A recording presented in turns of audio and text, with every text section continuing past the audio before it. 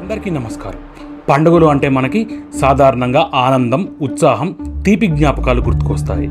కానీ చరిత్రలో కొన్ని గాయాలను, కన్నీళ్లను పూలతో అలంకరించి జరుపుకునే పండుగ బతుకమ్మ. బతుకమ్మ కేవలం ఒక పూల వేడుక కాదు. నవాబులు, భూస్వాముల అరాచకాలకు, ముఖ్యంగా నిజాం పాలనలో రజాకారుల దారుణమైన అణచివేతలకు బలైపోయిన అమాయకుల కన్నీళ్లను పువ్వులుగా మార్చి పాటలుగా పలికిన ఒక గొప్ప నిరసన. ఇది తెలంగాణ ఆడబిడ్డల ఆత్మగౌరవాన్ని, ధైర్యాన్ని మళ్ళీ సగర్వంగా నిలబెట్టుకున్న ఒక చారిత్రక సాక్ష్యం. ప్రపంచంలోని ఇతర పండుగలు జీవితంలోని సుఖాలకు, సంతోషాలకు ప్రతీకగా జరుపుకుంటే బతుకమ్మను మాత్రం ఆనాటి కష్టాలకు, పోరాటాలకు, దాని తర్వాత వచ్చిన విజయాలను గుండెల్లో పెట్టుకొని జరుపుకునే ఒక గొప్ప పండుగ. ఈ వీడియోలో మనం బతుకమ్మ పుట్టుక వెనుక ఉన్న పౌరాణిక, చారిత్రక కథలతో పాటు పూల ప్రాముఖ్యత, పాటల్లో లోతైన అర్థం, ఇంకా ఈ కాలంలో దానికున్న ప్రాముఖ్యత గురించి కూడా తెలుసుకుందాం.